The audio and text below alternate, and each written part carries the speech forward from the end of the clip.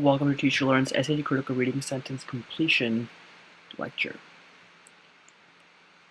So first we'll discuss the format of sentence completion questions. Sentence completion questions involve one or two blanks where you're supposed to fill in a vocabulary word from the multiple choices that they provide you. And they basically test your understanding of words in conventional English. They test your understanding of words by providing with words that you need to know the meaning of in order to use. In conventional English, because sometimes the logic of the sentence decides which words are correct and which words are not. It's not necessarily just a simple meaning question. It's sometimes also a question of the actual structure of the sentence. So the right word will have a couple of traits. The first is that will be in the right tense. So you want to make sure that you figure out what tense the entire sentence is in, and make sure that you eliminate any choices that are not in that tense. You also want to do the same thing with subject-verb agreement.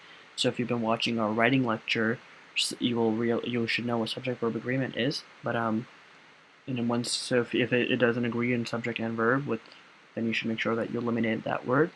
And then the other two criteria that you need to take into account when picking the right word is the meaning of the word itself, because sometimes a word can have multiple meanings, and we'll give you some examples of that in coming lectures.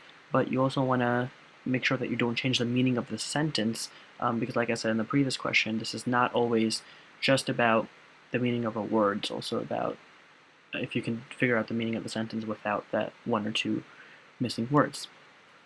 The most important thing that you can do when tackling sentence completion questions is to think of the right answer before you even look at the answers that they have provided you, because that will give you a synonym, at least, if not the right word, that you need to find within the choices that they provide you, and you want to use the last slide's criteria to determine what you think would be the ideal choice for that sentence.